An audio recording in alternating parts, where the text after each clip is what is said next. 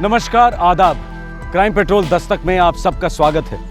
आज का एपिसोड मेरे साथ पेश करेंगे मशहूर राइटर डायरेक्टर अमोल गुप्ते, जिन्होंने तारे जमीन पर लिखी है और आज ही इनके द्वारा निर्देशित एक फिल्म रिलीज हुई है जिसका नाम है स्टैनली का डब्बा। हाय अमोल। हाय अनूप। नमस्ते।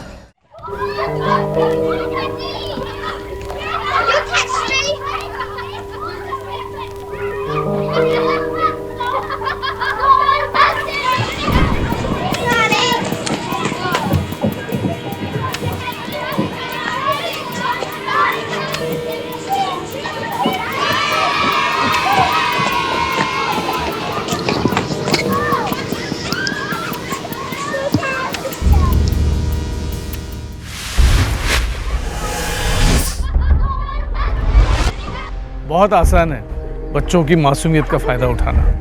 कोई भी गैर मर्द औरत उन्हें फुसला सकते हैं एक टॉफ़ी के ज़रिए, एक चॉकलेट के ज़रिए। और मैं जानता हूँ माताओं पिताओं के लिए बहुत बहुत डिफ़िकल्ट है अपने बच्चों को समझाना कि कोई गैर मर्द या औरत से बात ना करें, उनसे टॉफ़ी ना लें। लेकिन अगर आप समझाएंगे नहीं तो इससे बड़ा वाक़या हो सकता है, जैसे मुंबई शहर में हुआ था।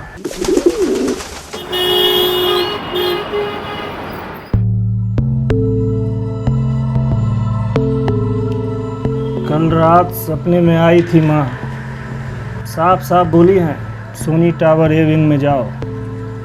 एक बच्चा है, नाम है अनमोल मेहता। ये जो बच्चा है जादू की छड़ी है, तकदीर बदल देगा अपनी।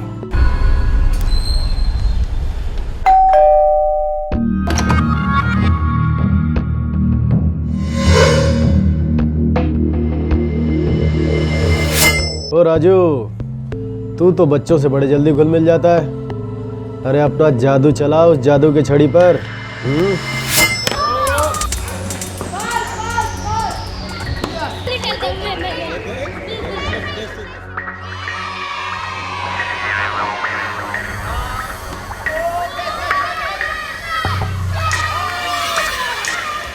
अरे यार, तुम धोनी के रिश्तेदार हो क्या? नहीं अंकल। लेकिन तुम सेम टू सेम उसके जैसे दिखते हो और तो तुम सेम टू सेम उसके जैसे खेलते भी हो। हाँ, क्या फोरआर्म से तुम्हारी है ना। तुम्हें चॉकलेट मिली? मैं तुम्हें देता हूं, ले लो। Thank you uncle. अंकल आज से आपका नाम चॉकलेट अंकल। देख राजू, तो बच्चे को बहला फुसला कर बाहर लाना। बिल्डिंग के बाहर जो रिक्शा स्टैंड है वहाँ पर मैं और प्रवेश तेरा इंतजार कर रहे होंगे। तो बच्चा हमें सौंप कर वहाँ से गायब हो जाना। आगे का हम लोग संभाल लेंगे, समझा? ये बच्चा हमारे बुरे दिन गायब कर देगा, हमें माला माल कर देगा। कल ही फुल एंड फाइनल कर देते हैं।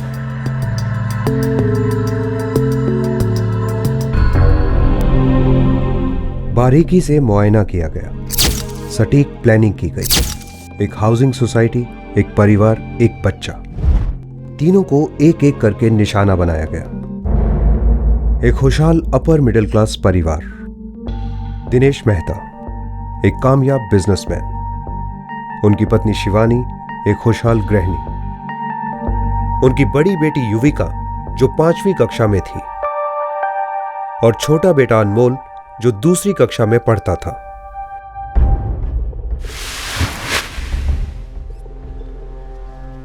अप्रैल 2011 रोज की तरह युविका, अनमोल और सोसाइटी के बाकी बच्चे कंपाउंड में खेल रहे थे। बच्चे यहां रोज शाम को खेलते थे, बिना किसी डर के, बिना किसी फिक्र के। माँ बाप निश्चिंत होकर अपने अपने काम में मगन रहते थे। लेकिन ये शाम रोज की तरह नहीं थी, ये अलग थी।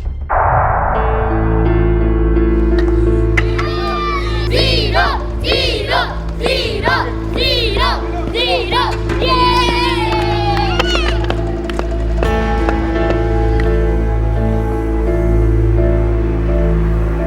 अरे क्या हुआ जूनियर धोनी? हाँ, 0 पे आउट। अरे तो क्या हुआ मेरे हीरो?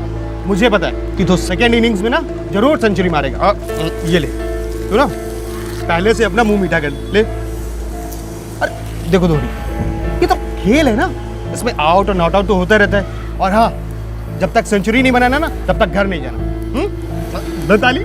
हाँ, अरे वाह यार, बहुत अच्छी घड़ी। इसमें लाइट जलती है क्या? अनमोल चलो घर चलो, टाइम हो गया है, जल्दी। लेकिन मुझे और खेलना है। नहीं अनमोल, मम्मी गुस्सा करेगी ना। बट मेरी बैटिंग बाकी है, मैं तुम्हें लेने आऊंगी। उसके बाद टैटे पेपे मत करना, ओके? ठीक है।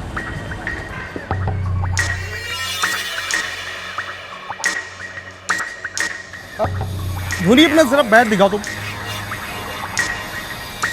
अब समझा मैं, गड़बड़ी ना तुम्हारे खेल में नहीं, गड़बड़ी इस बैट में। अब तुम्हें ना एकदम नया बैट चाहिए, और जानते हो कौन सा? धोनी वाला। आपके पास है ना? है मेरे पास, मेरी कार में है। चलो लेके आएगी। चलो हाँ, चलो चलो चलो चलो।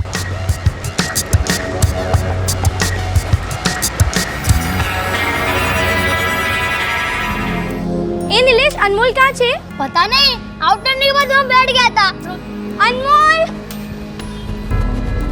अनमोल, ये अनमोल कहाँ गया? अनमोल, अनमोल, अनमोल, अनमोल, अनमोल, अनमोल, अनमोल, अनमोल। अंकल, कहाँ है आपकी कार और कितने बैग हैं आपके पास? बस मेरी कार ये पास में है और उसमें बहुत सारे बैट हैं। तुम देखोगे ना तो खुश हो जाओगे। हाँ, अब बेटा अनमोल, अब तुम इन अंकल के साथ जाओ। हाँ, ये तुम्हें सीधा बैट बनाने वाली फैक्ट्री पे ले जाएंगे और जो तुम्हें पसंद है तुम वहां से ले ले। हाँ, एकदम फ्री। संभाल, तुम टेंशन मत लो राजू। आइए सर जी।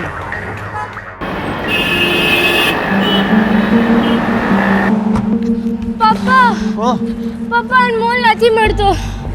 होगा यहीं कहीं बेटा, खेल रहा होगा चोर पुलिस। हाँ, कहाँ जाएगा? 1 घंटे से ढूंढ रही हूँ, पूरी सोसाइटी में देखा, सबसे पूछा, फिर भी कहीं नहीं मिल रहा है। हीरो भाई, केम छो? मजामा मजामा। आप अपने चिराग को बुलाएंगे? चिराग बेटा इधर आओ। चिराग बेटा, अनमोल कहाँ है? पता नहीं अंकल, वो 0 पे आउट हो गया तो गुस्सा होके गेम छोड़ के चला गया। तुमने अनमोल को देखा? नहीं मैम साहब। कहाँ गया? सारे बच्चों के साथ यही तो खेल रहा था। अनमोल,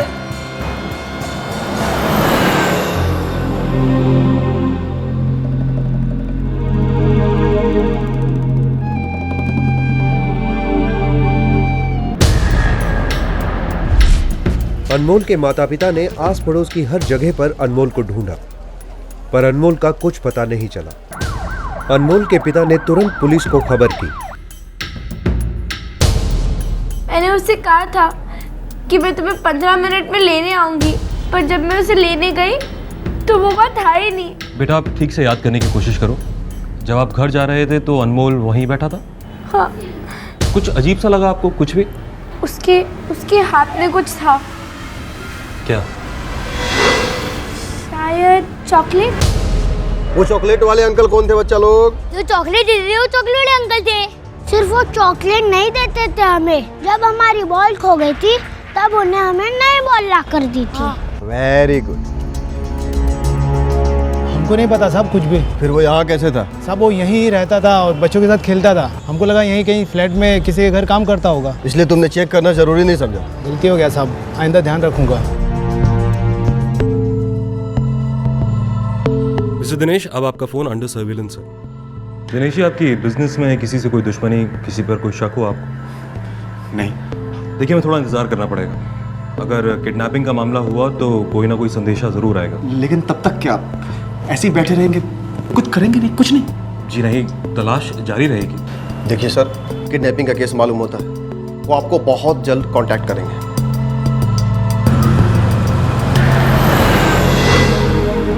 एक तरफ अनमोल बिल्कुल अनजान था कि उसे कहां और क्यों ले जाया जा रहा है, और दूसरी तरफ अनमोल का परिवार बिल्कुल अनजान था कि किसी ने उनके जिगर के टुकड़े को उनसे क्यों अलग किया था और कहां रखा था। पुलिस भी इस चॉकलेट अंकल के बारे में ज्यादा कुछ जान नहीं पाई थी। टेंशन बढ़ता जा रहा था।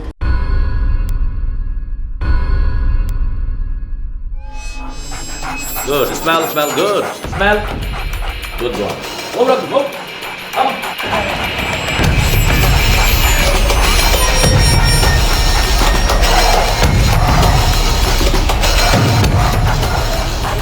स्निफर डॉग की मदद भी ली गई, लेकिन वो भी बिल्डिंग के बाहर रिक्शा स्टैंड पर जाकर रुक गया।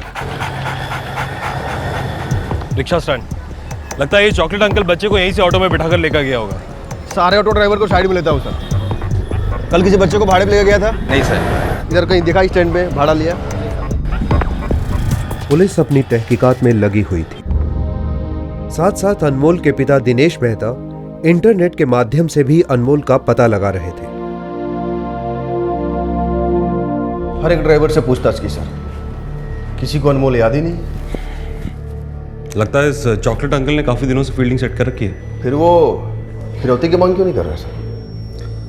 शायद उसका मतलब बच्चे से ही हो। क्या मतलब सर? इस एरिया के सारे साधु बाबाओं को राउंड अप करो। कांदीवली एरिया के आसपास के सभी साधु बाबाओं को पुलिस ने पूछताछ के लिए हिरासत में लिया। मुंबई के कई होटल्स और इंडस्ट्रियल एरियाज में पुलिस ने छापे मारे, पर अनमोल या अपहरणकर्ताओं के बारे में कोई खबर नहीं मिल रही थी। दूसरी तरफ एक बाप अपने बेटे के लिए वो हर मुमकिन कोशिश कर रहा था जो वो कर सकता था।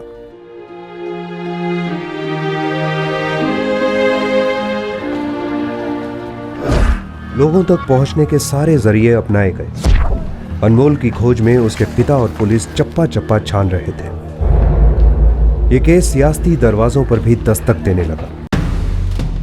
वर्मा, ऑर्डर काफी ऊपर से आया है। जितना ऊपर से ऑर्डर उतने जल्दी रिजल्ट्स। लड़का मिल जाएगा सर? मिल जाएगा नहीं, ढूंढ निकालो उसे।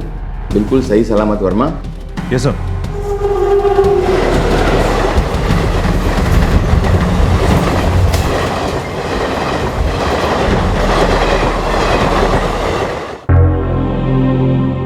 अरे तो चॉकलेट अंकल की कार्टून है। हाँ साहब, ये वही है।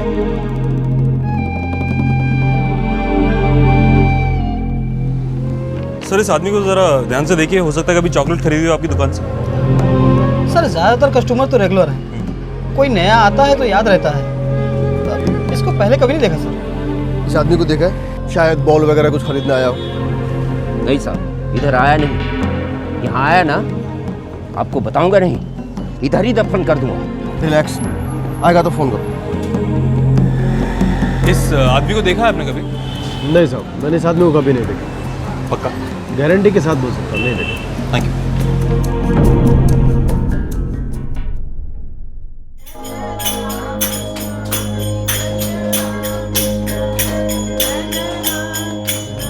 मेहता परिवार का दर्द अब जनता का दर्द हो गया था।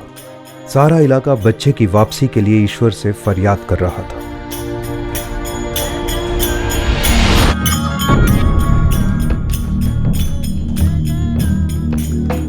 ये स्केच और ये अनमोल की फोटो है आकाश में। ये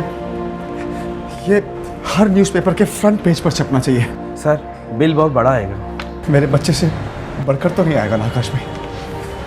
मेरा सब कुछ बिक जाए, मैं वापस कमा लूंगा, लेकिन अगर अनमोल गया तो क्या करूंगा मैं? सर भिखारियों के सारे सरदारों को अंदर लेके काफी दौड़ा, कुछ नहीं निकला सर। फिरौती के लिए कोई कॉल भी नहीं आया। यादव, ये लोग साले चाहते क्या हैं? 14 अप्रैल 2011 अनमोल को गायब हुए 8 दिन बीत चुके थे। 8 रातें बीत चुकी थी, लेकिन पुलिस को अब तक कोई खबर नहीं मिली थी।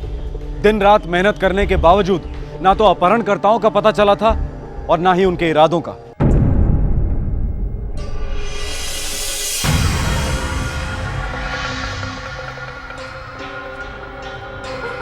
अनमोल, बेटा तू यहीं रुक। हाँ ठीक है बैट वाले अंकल।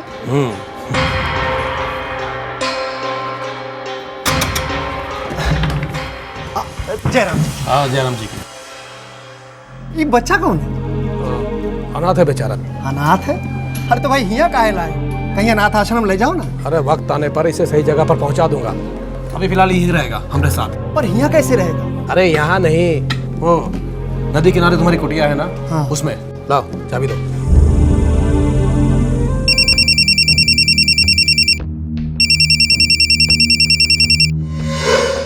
मस्त है, खेलता है, खाता पीता है, कोई टेंशन नहीं है।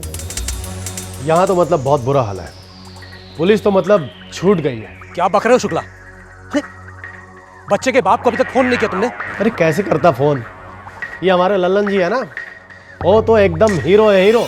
उनके पास बच्चे के बाप का फोन नंबर ही नहीं। तो बच्चे को क्या झक मरवाने के लिए उठवाया था? अरे यहाँ शहर भर में पोस्टर लगे, उसमें 5-6 फोन नंबर भी हैं, लेकिन वो पुलिस के भी हो सकते हैं ना। अब मैं और इंतजार नहीं कर सकता। वैसे भी बच्चे के दिन भर रहे हैं, जल्दी कुछ करो वरना मैं बच्चे को जान से मार दूंगा। मेरी बात सुनो, थोड़ा सा इंतजार और कर लो। मैं कुछ करता हूँ, बच्चे को बहलाओ फुसलाओ, मैं बहुत जल्दी फोन करता हूँ। हाँ। अरे तो मतलब बच्चे के बाप का फ़ोन नंबर पता करना ही मेरा काम था क्या? अरे लल्लन, कैसी बात कर रहे हो? इसमें मेरा तेरा कुछ भी नहीं है। नंबर तो आज लगना ही होगा और आज के आज फोन जाना चाहिए।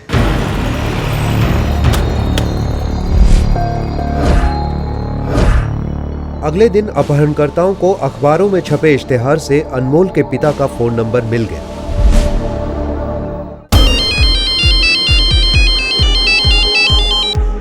हेलो, अनमोल का बाप बोल रहा है क्या?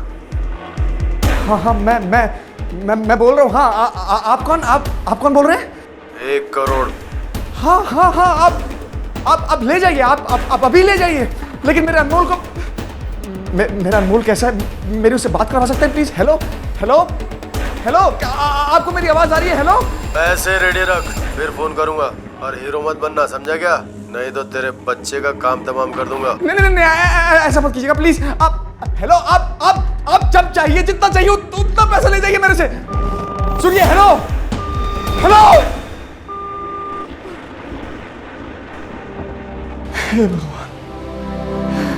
हे भगवान, मेरे अनमोल को मेरे पास वापस भेज दो।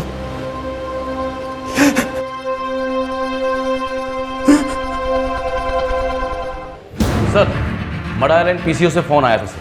Mud island? पुलिस तुरंत मड आइलैंड के उस पीसीओ पर पहुंची जहां से फिरौती का पहला फोन आया था। जानता है सर? साहब अभी कितने लोग यहाँ फोन करने आते रहते हैं, इन सबका चेहरा कैसे याद रखेंगे साहब? ध्यान से देखे इसे, ये चेहरा भूलना इतना आसान नहीं है। बुलाओ ना साहब, मुझे मालूम नहीं साहब। 12। अरे साहब क्या हो साहब? अभी याद नहीं आया। फिरौती की पहली मांग अपहरण के 8 दिन बाद आई, पर बस उस एक फोन के बाद फिर सन्नाटा छा गया। दूसरे दिन एक और फोन कॉल ने इस सन्नाटे को चीर दिया। हेलो, पैसे रेडी है? हाँ, पैसे तो कल से रेडी है। आप बोलिए कहाँ लेकर आना है, और आप मेरे अनमोल को साथ लाएंगे ना? तुम पुलिस को साथ लाओगे क्या? नहीं, मैं सिर्फ पैसा लेकर आऊंगा। आप मेरा विश्वास कीजिए। आप मेरे बच्चे से एक बार मेरी बात करवा सकते हैं प्लीज? ले बात कर। हाँ, हेलो अनमोल। हाँ बेटा, मैं बोल रहा हूँ, पापा बोल रहा हूँ बेटा। पापा, मम्मी, मुझे यहाँ से ले जाओ, मुझे डर लग रहा है। नहीं बेटा, डरना मत बेटा। पापा सब ठीक कर देंगे। एक मिनट, मम्मी से बात कर बेटा, 1 सेकंड। हेलो, बात क्यों नहीं कराई मेरी अनमोल से? मुझे नहीं लगता कि ये हमारा अनमोल था। ये उसकी आवाज नहीं थी शिवानी। अनमोल नहीं था? शिवानी, जब पानी लेकर बेटा। शिवानी। सर, चिपलून रत्नागिरी से फोन आया था, लेकिन नंबर मुंबई का है सर, डाइवर्ट किया गया है। क्या नंबर है? सर नंबर है 98679। फोन कंपनी को फोन लगाओ और पता करो कि नंबर किसके नाम पर। मोबाइल कंपनी के द्वारा नंबर की रजिस्ट्रेशन का पता चल गया। नंबर सतीश कुमार शुक्ला का था।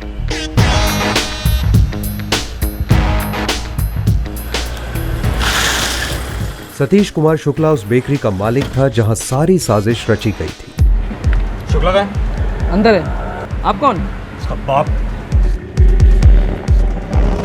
शुक्ला जी, बच्चा कहाँ है? बच्चा? आप लोग कौन है? आप लोग किस बच्चे की बात कर रहे हैं? आप लोग यही बताएंगे कि थाने चलकर बताएंगे? देखिए, मेरे यहाँ काम करने वाले लड़के जो मेरी डिलीवरी करते हैं, नाम बोल। परवेज खान और राजू। तो इन दोनों ने उठाया बच्चे को? जी। यही बच्चा क्यों? बाप मालदार था इसलिए। बहुत मालदार था? तुझे कैसे पता? जानता है तू उसे? मैं नहीं जानता, वो उनका दूध वाला जानता है, लल्लन यादव।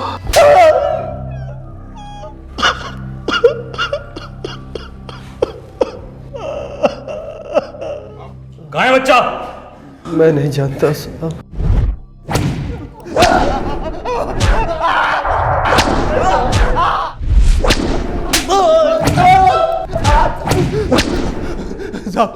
साहब हमें कुछ साहब हमारे काम बच्चे को घर से उठाकर सूरज सिंह तक पहुंचाने का था।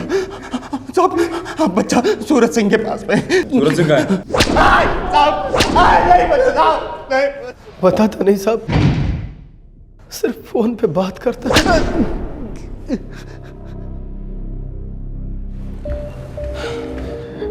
बेकरी का मालिक ही लीडर है, उसी ने सारी प्लानिंग और फंडिंग की थी। और मेरा अनमोल कहाँ है? ये तो उसे भी नहीं पता। लेकिन सर अभी आप ही ने तो कहा कि वो लीडर है। हाँ, पर एक पांचवा आदमी भी था, सूरज।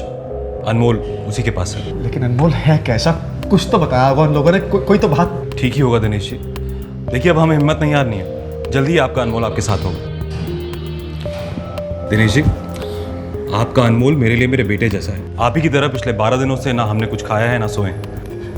आप मेरे बेटे को जिंदा लाइए प्लीज। मैं हाथ जोड़ता हूँ आपके। दिनेश जी, आपका बेटा जिंदा आएगा और आपके पास आएगा। बस तब तक आप किसी से कुछ मत कहिएगा, किसी से भी नहीं। किडनैपिंग की प्लानिंग ताश के पत्तों की तरह बिखर गई थी। पुलिस अब अनमोल को वापस बचाकर लाने के बहुत ही करीब थी, पर दिल्ली दरअसल दूर थी। उस पांचवें किडनैपर के फोन का इंतजार था, वो पांचवा मुजरिम जिसने इस संगीन जुर्म की रचना की थी।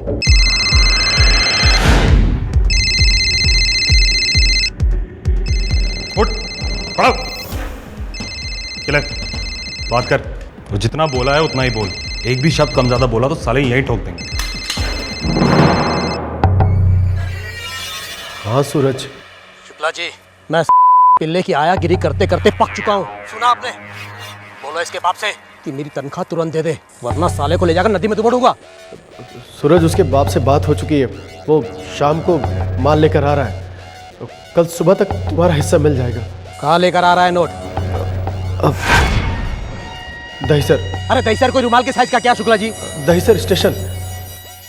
कितना नोट लेके आ रहा है? खोखा पूरा 1 करोड़, इतने की ही बात हुई थी ना। अरे 2 मांगने का था ना शुक्ला जी। अब जितना बोला था वो उतना लेकर आ रहा है। 2 मांगो, 2 लेकर आएगा। नहीं, वो देर हो जाएगी ना, इसलिए। ठीक है ठीक है, साला किसी और बच्चे को उठा लेंगे। कल सुबह मैं तुम्हारे फोन का इंतजार करूंगा। तुम मुझे उधर से हरी झंडी दिखाना, इधर मैं लाल झंडी फहरा दूंगा। अच्छा सर, हंडिया गांव, जिला इलाहाबाद। चांद पे भी छुपा होगा तो वहां से भी ढूंढ निकालेंगे इसको। चलो जादव।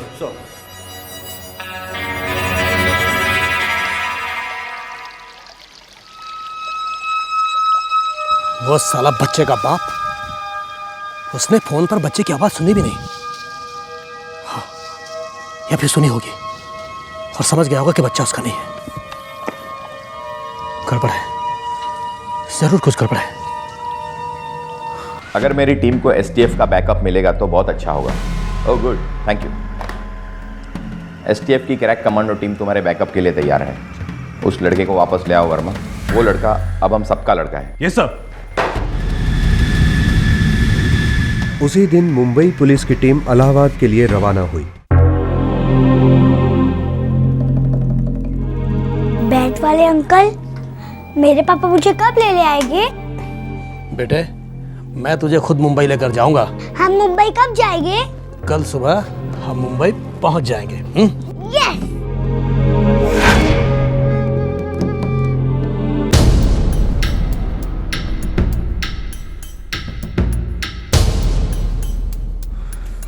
पूरे 106 घर हैं इस गांव में। किसी को भी खबर करने का मतलब है बच्चे की जान को खतरे में डालना। डोंट वरी, हमारे आदमी हाउस टू हाउस सर्चिंग में एक्सपर्ट है। ओके।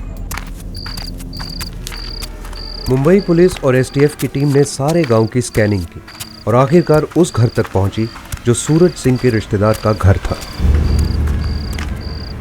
सूरज हमारा साढ़ू है साहब।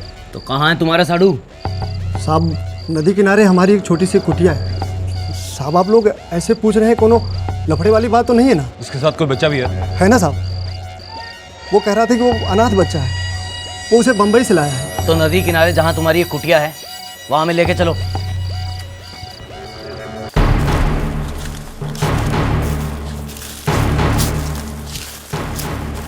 जिस झोपड़ी में सूरज ने अनमोल को छुपा कर रखा था वो जंगल के काफी अंदर थी। वहां तक पहुंचने का ना कोई पक्का रास्ता था और ना ही गाड़ियों के अंदर जाने की कोई गुंजाइश।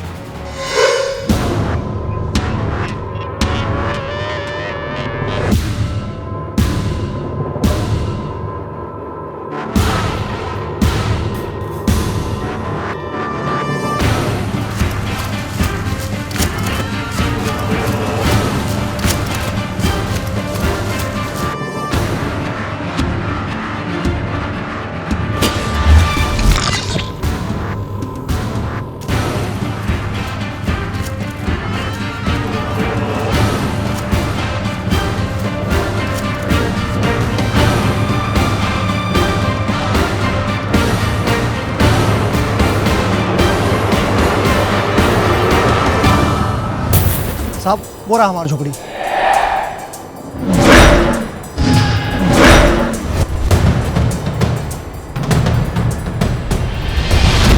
रुक रुक रुक वहीं पे, ज्यादा बच्चे को संभालो।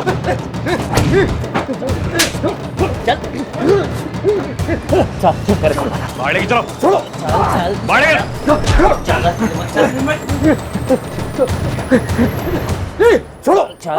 चल चल चल लेके चलो इसको। आखिरकार अनमोल को सही सलामत वापस लाने में मुंबई पुलिस कामयाब हुई।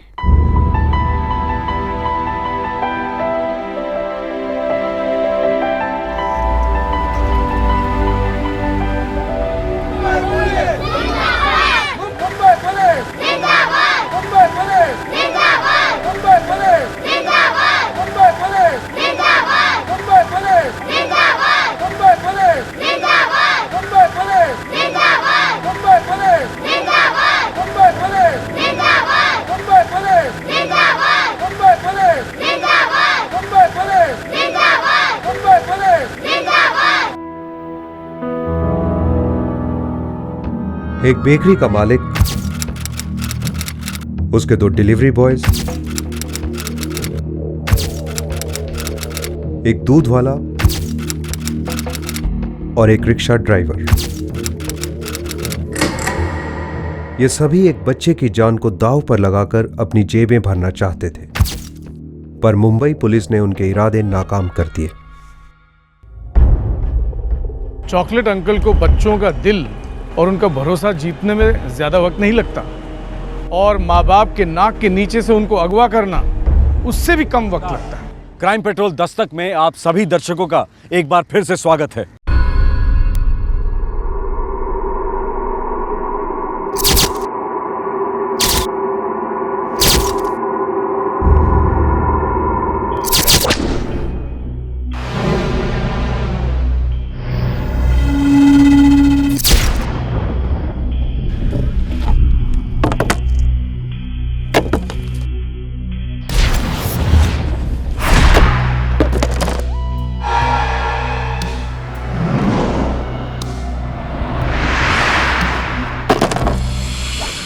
जब किसी को लगता है कि उसकी अपनी चीज उससे छीन ली गई हो या फिर किसी ने उस पर कब्जा कर लिया हो, तो वो इंसान जलन और नफरत की आग में तड़पने लगता है।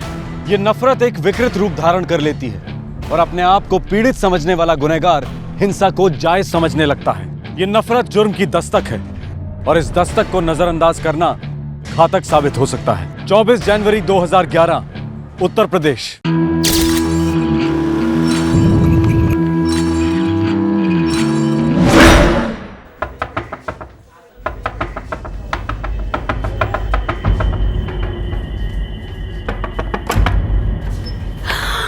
बादल सूर्य, ये खून! अरे क्या करके आए हो तुम दोनों? अरे अम्मा कुछ नहीं हुआ, हाईवे पे बहुत जबर एक्सीडेंट हुआ रहा, अस्पताल पहुंचा कर आ रहे हैं उसे। लेकिन अम्मा उस आदमी का बहुत खून बह गया, पता है आपको? हाँ? हाँ।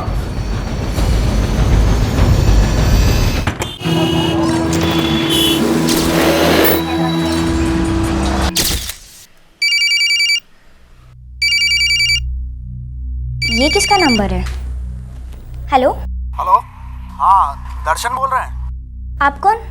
हम एग्जाम डिपार्टमेंट से बीजी चौधरी बोल रहे हैं। Sir 1 minute. दर्शन तुम्हारा फोन है, जल्दी आ। आयो दीदी, होल्ड करने बोलिए। सर 1 सेकंड, दर्शन आ रहा है। दर्शन, हाँ सुन, बिजली का बिल भरना मत भूलना। नहीं भूलूंगा। हेलो, हाँ एग्जाम डिपार्टमेंट से बीजी चौधरी बोल रहे हैं। हाँ सर, गुड इवनिंग। क्या बात है सर?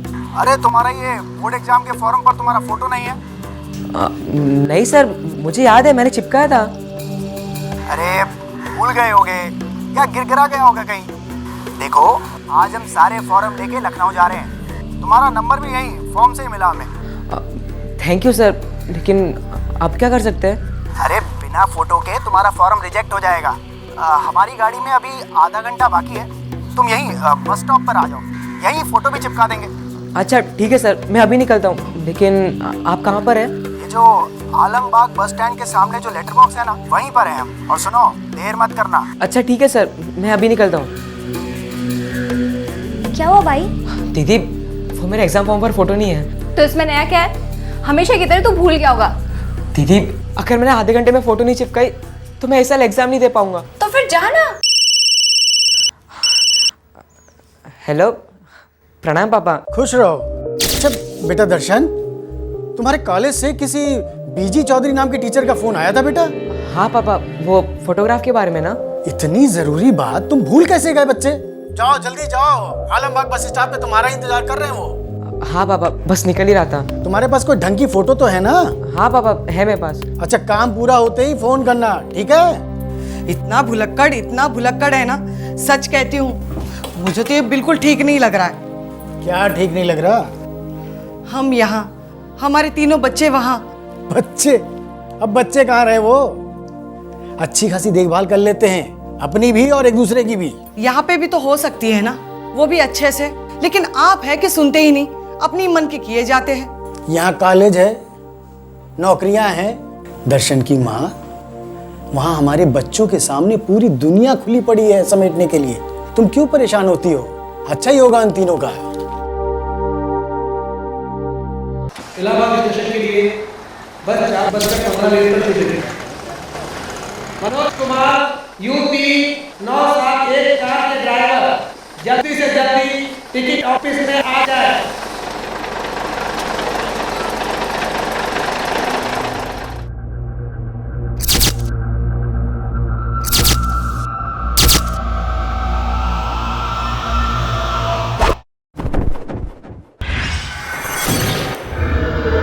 उस रात दर्शन घर लौटा ही नहीं। मोबाइल फोन ऑफ, कोई नामो निशान नहीं। उसकी बहनें और पिता उसे रात भर आलमबाग बस अड्डे पर ढूंढते रहे। दोस्तों से भी पूछताछ की।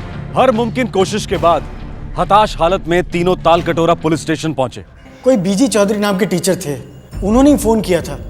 उन्होंने बताया कि दर्शन अपने फॉर्म पे अपना फोटो लगाना भूल गया है, बस वही देने गया था। ये देखिए, इसमें उनका नंबर है। सेम नंबर से दर्शन के सेल पर भी फोन आया था, मैंने ही रिसीव किया था फोन। और तब से ये फोन बंद आ रहा है? जब से दर्शन गायब हुआ है, बस तभी से बंद है। किसी दोस्त से क्लासमेट के घर गया होगा। नहीं सर, हमारा दर्शन हमें बिना बताए कहीं नहीं, बल्कि कभी नहीं जाता है। शायद कल रात गया हो। नहीं सर, हमने उसके सारे दोस्तों के यहाँ चेक कर लिया है, वो कहीं नहीं है। सर रात को कहीं भी जाता है तो बोलकर जाता है, खाने पर रहेगा या नहीं कभी चूकता नहीं, ना भूलता है। बस फोटो लगाना भूल गया शायद।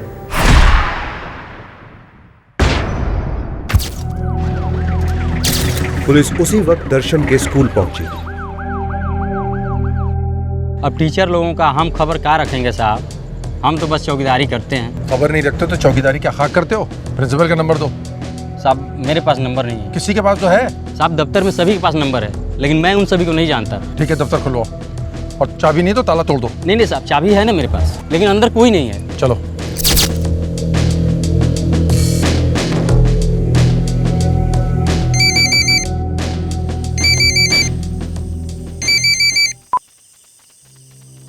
हेलो।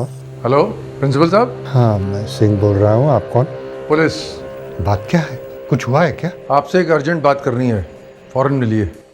देखिए, सबसे पहली बात, बिना फोटोग्राफ के फॉर्म पैक होता ही नहीं है, 2-2 बार चेकिंग होती है। जैसा बीजी चौधरी टीचर ने कहा, पैक होने के बाद भी तो फोटो गिर सकता है। वो कह रहे थे कि फॉर्म उनके हाथ में थे। बिल्कुल गलत बात है। पिछले हफ्ते ही सारे फॉर्म्स यूपी बोर्ड के ऑफिस को डिस्पैच हो गए। और दूसरी बात, स्कूल के एग्जामिनेशन डिपार्टमेंट में बीजी चौधरी नाम का कोई एम्प्लॉय है कि नहीं? अगर फॉर्म को लेकर कोई प्रॉब्लम है तो सबसे पहले मुझे ही तो कांटेक्ट किया जाता है। मैं दावे के साथ कह सकता हूं, या तो ये कोई बचकाना या भद्दा मजाक है, या तो फिर समथिंग इज रियली सीरियस। नहीं नहीं, मेरी भला किसी से क्या दुश्मनी हो सकती है? मैं तो खुद गांव के स्कूल का एक मामूली सा प्राध्यापक हूं। कभी किसी का बुरा नहीं किया तो मेरे बेटे के साथ कुछ गलत कैसे हो सकता है? नहीं नहीं, मैं नहीं मानता। रणबीर जी, फिर वही हुआ होगा जो प्रिंसिपल साहब कह रहे थे। दर्शन के दोस्त ने मजाक किया है कोई, और फिर गायब कर दिया दर्शन को बस स्टैंड से।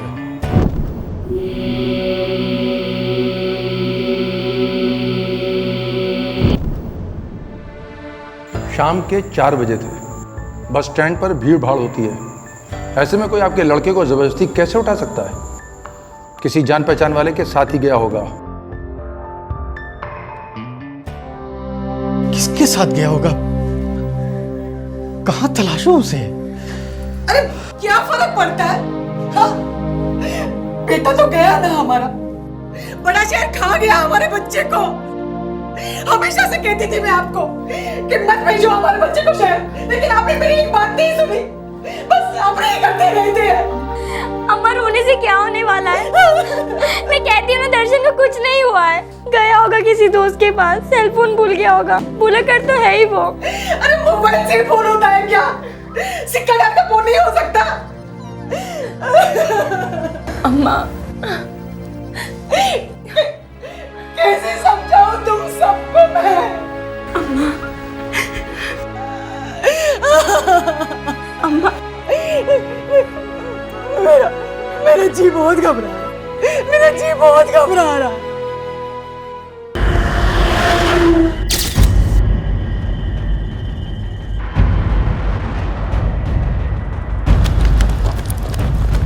अगले दिन कानपुर रोड पर आसपास के लोगों को एक सर कटी लाश मिली।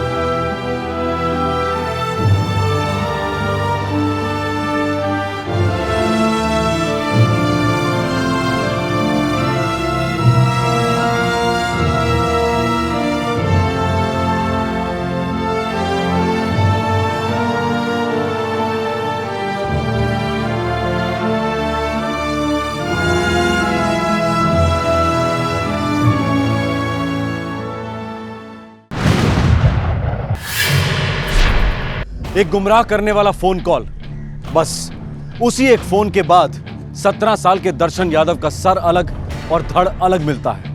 अपने माँ बाप का इकलौता बेटा। क्या था इस भयंकर हत्या का कारण और कौन था ये बेरहम कातिल? दर्शन मेरा ही स्टूडेंट था, अगली साल 12वीं में जाता वो।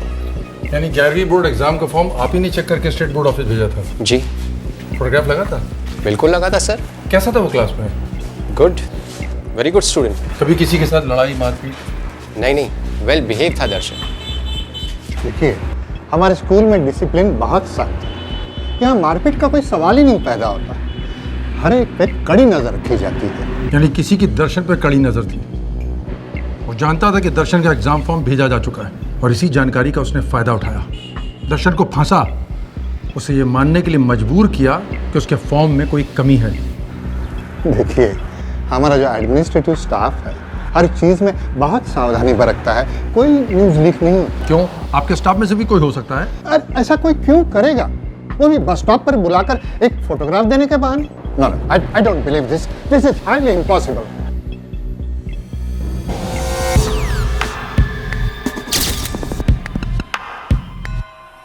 उसे फोन करके यहाँ धोखे से बुलाया गया होगा और फिर उसे यहाँ से कहीं और ले जाया गया होगा सर, और फिर काट करके सड़क के किनारे फेंक दिया। आधा घंटा। बस स्टेशन मर्डर लोकेशन से आधे घंटे की दूरी पर है। अगर दर्शन यहाँ तक आने तक जिंदा था मतलब वो कातिल को पहचानता था सर? या हो सकता है उस पहचान वाले ने किसी गैर से पहले दर्शन को फोन करवाया, फिर रणवीर को। मतलब बाप बेटे दोनों को गुमराह किया। 076209868 इसी नंबर से दर्शन और उसके पिता को कॉल किया गया।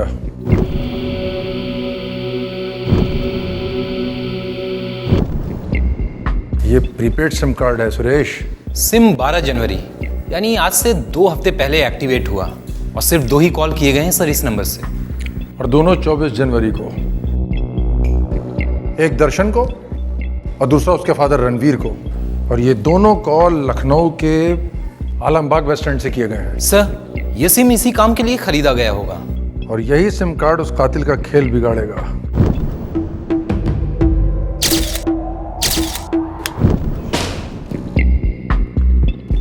सर, ये SIM card Jagdamba tele service से खरीदा गया है।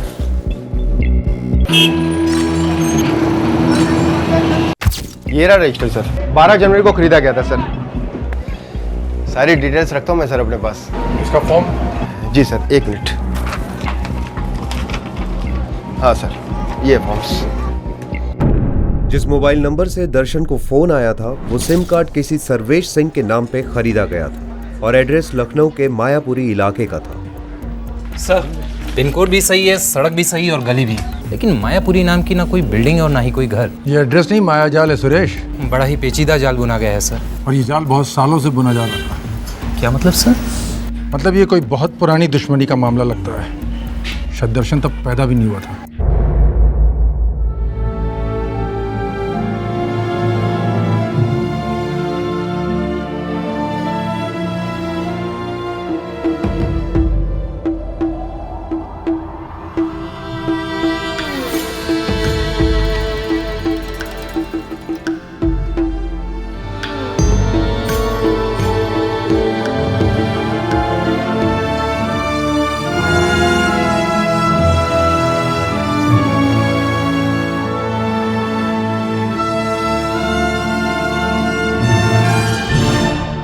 सॉरी सर, हम वॉइस और बाकी की डिटेल सिर्फ तभी रिकॉर्ड करते हैं जब हमें कोई खास सर्विलेंस ऑर्डर मिले, अदरवाइज नहीं। आपकी मोबाइल कंपनी का सिम कार्ड एक झूठे एड्रेस के बलबूते पर खरीदा गया, कोई वेरिफिकेशन नहीं हुई। मतलब इस फोन के असली यूजर को ट्रेस करना इम्पॉसिबल है। नो सर, एक तरीका है सर। ऐसा है, जब भी कोई सेल एक्टिवेट होता है उस सिम के फ़ोन यानी कि इंस्ट्रूमेंट का नंबर हमारे रिकॉर्ड में आ जाता है, जिसे हम IMEI नंबर कहते हैं। शायद उस नंबर की हेल्प की वजह से आप उस आदमी तक पहुंच सके जिसने झूठा एड्रेस देके ये सिम खरीदा।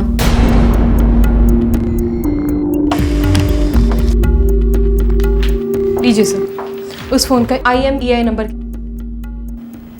पीछा कर सकते हैं इस फोन का? अगर इसमें दूसरा सिम लगा हो और वो इस्तेमाल में हो तो यस सर, इस फोन को ट्रेस किया जा सकता है।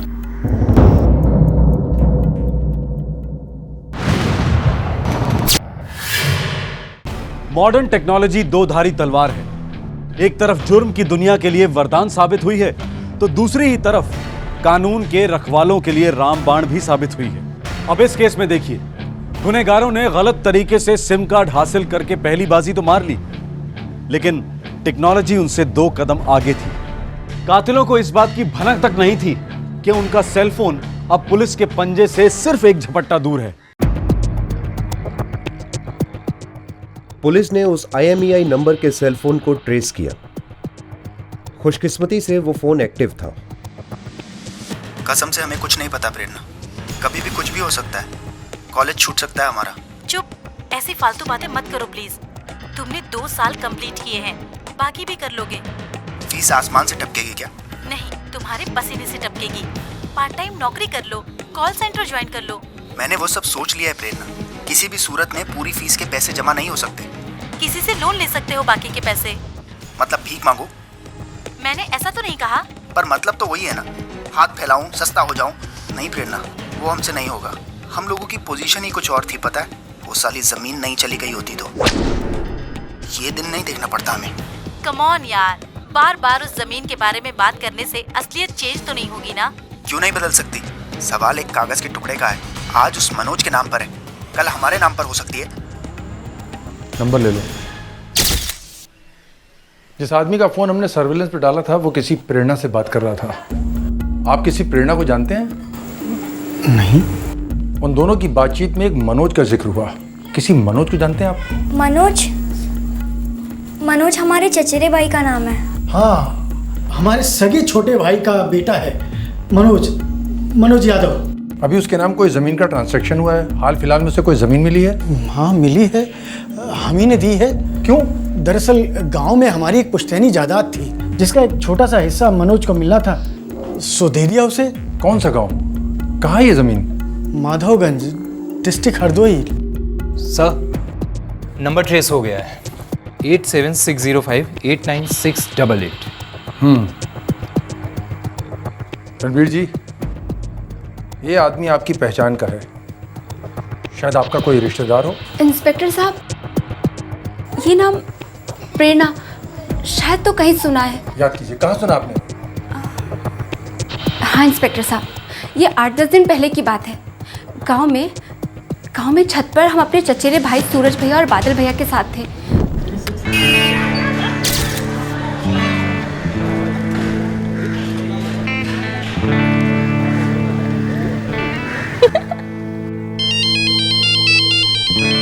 प्रेरणा? कौन है ये प्रेरणा? गर्लफ्रेंड? क्या दीदी आप भी? अरे गर्लफ्रेंड नहीं है हमारी, क्लासमेट है। हाँ प्रेरणा, हाँ हम तुम्हें 10 मिनट बाद फ़ोन करते हैं। Okay bye. अरे भैया, फोन क्यों काट दिया? दिल टूट जाएगा ना बेचारी का। बात कीजिए ना OF से। अरे ओनली फ्रेंड, GF नहीं। अच्छा, बहुत मजा आ रहा तुम्हें है? चाल चलो चाल। बादल हमारे बड़े भाई साहब का लड़का है। रणवीर जी, इस नंबर पे कॉल कीजिए, सब कुछ क्लियर हो जाएगा। 8760589688।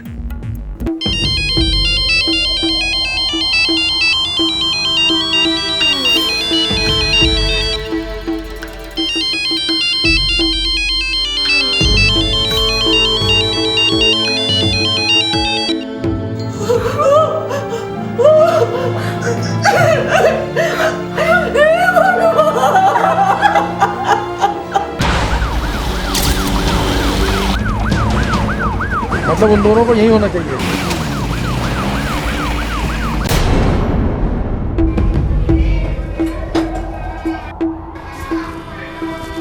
सब खत्म हो गया। बादल और सूरज कहाँ हैं? वो तो ऊपर है। चलो। अरे कुछ बताइए तो। अरे हुआ क्या है? रुक, पकड़ उसको, पकड़ो। चल चल पकड़ साले को। चल। अरे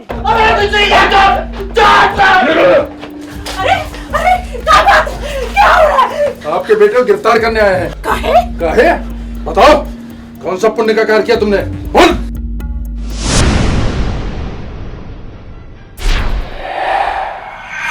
बादल और सूरज सभी गुनहगारों की तरह यह समझकर बैठे थे कि उनकी प्लानिंग बहुत तगड़ी है, बहुत हाईटेक है और पुलिस उन तक कभी नहीं पहुंच पाएगी।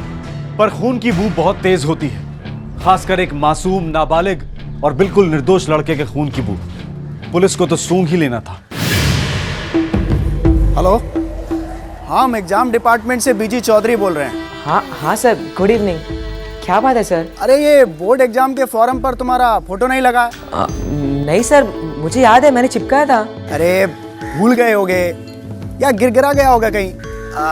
ऐसा करो, हमारी गाड़ी में अभी आधा घंटा बाकी है, तुम यहीं बस स्टॉप पर आ जाओ, यहीं फोटो भी चिपका देंगे।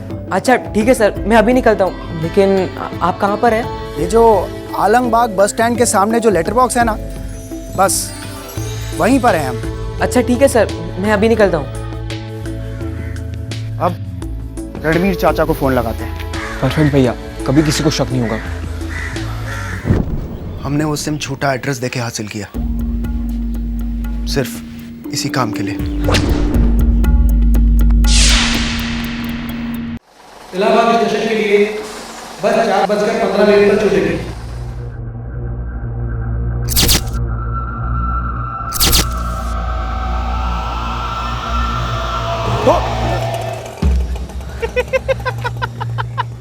अरे भैया आप यहाँ कैसे? अबे हम तो तेरा उल्लू बंदा देखने के लिए आ गए थे।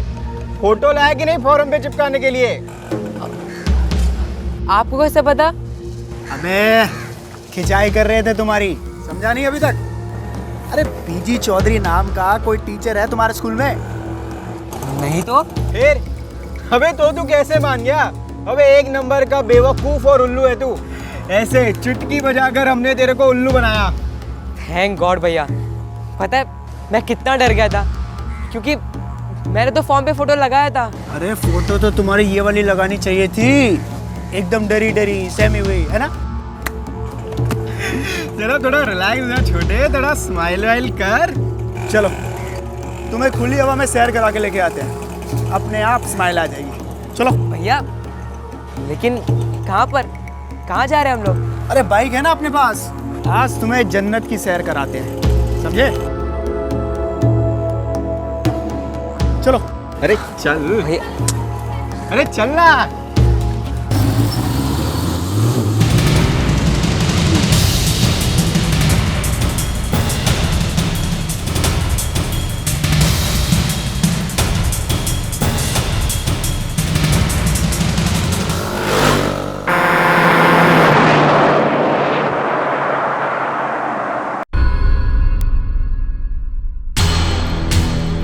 भैया बताइए ना, कहाँ जा रहे हैं हम लोग?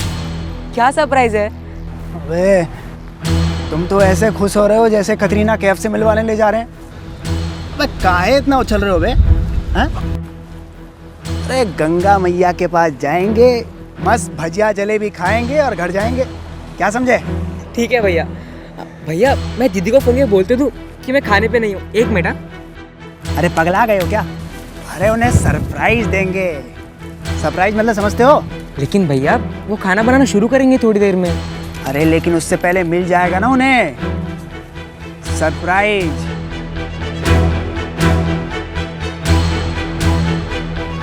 बहुत बड़ा सरप्राइज।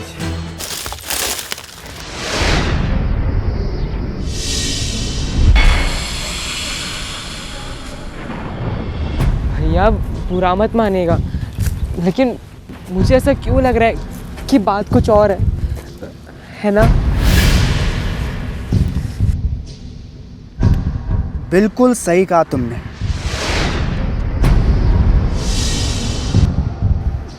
पर तुम्हारा इससे कोई लेना देना नहीं। बस इतना समझ कि आज तुम बकरे बने।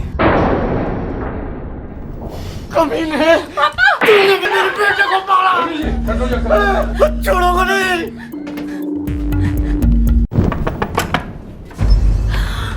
बादल सूर्य, ये खून, अरे क्या करके आए हो तुम दोनों? अरे अम्मा कुछ नहीं हुआ, हाईवे पे बहुत जबर एक्सीडेंट हुआ रहा, अस्पताल पहुंचा कर आ रहे हैं उसे। बता, दर्शन के सर के साथ क्या किया तुम लोगों ने? बता।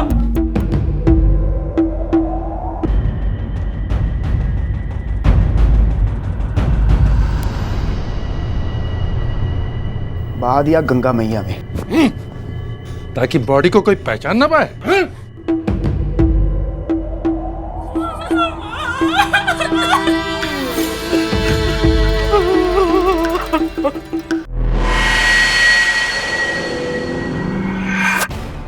बादल और सूरज अपने ही रचाए हुए जाल में फंस गए। उन्हीं के फोन कॉल के कारण दर्शन अपनी जेब में अपने पासपोर्ट फोटोज लेकर बस स्टॉप पर आया था। ये फोटोज उसकी जेब में ही रह गए और उसके शव को बड़ी आसानी से पहचाना गया। दर्शन को पता ही नहीं था कि उसके भाई उसके गिरेबान को काटने पर तुले हैं। उसे उनकी नफरत के बारे में भनक तक नहीं थी। पर जब भनक लगी, जुर्म की दस्तक सुनी, तब तक बहुत देर हो चुकी थी। भैया बुरा मत मानिएगा, लेकिन मुझे ऐसा क्यों लग रहा है कि बात कुछ और है ना?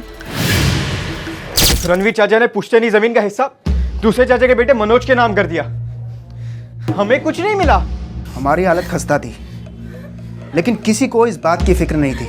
अरे वो जमीन हमें मिलती तो हमें ज्यादा फायदा होता। पुश्तैनी जमीन थी, वो किसी एक की जागीर नहीं थी। अपनी इंजीनियरिंग के लिए हमने आपसे पैसा उधार लिया और आप हर मौके पर हमसे पैसा वापस मांगते। अरे बिना नौकरी के कहां से पैसा वापस लौटाते? ऊपर से सूरज की पढ़ाई भी रुकी हुई थी। एक 17 साल के लड़के का सर काट के तुम्हें क्या मिला? मिलता, अगर पकड़े ना जाते तो जरूर मिलता। क्या मिलता? इनकी सारी जमीन जो दर्शन के मरने के बाद सिर्फ हमारी हो सकती थी।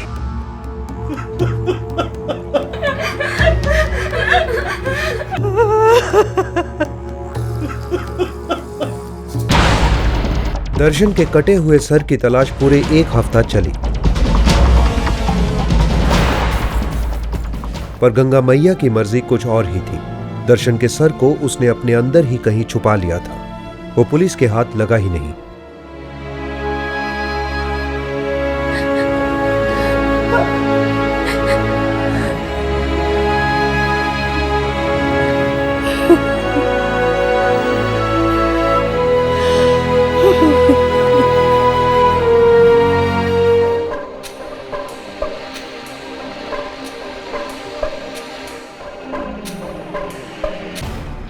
जर, जोरू और जमीन, इन तीनों को लेकर न जाने कितनी खून की नदियां बही हैं। और अक्सर बहने वाला खून और बहाने वाले का खून एक ही होता है। प्यार मोहब्बत के रिश्ते नफरत में बदल जाते हैं। और कड़वा सच ये है कि नफरत में बड़ी ताकत होती है।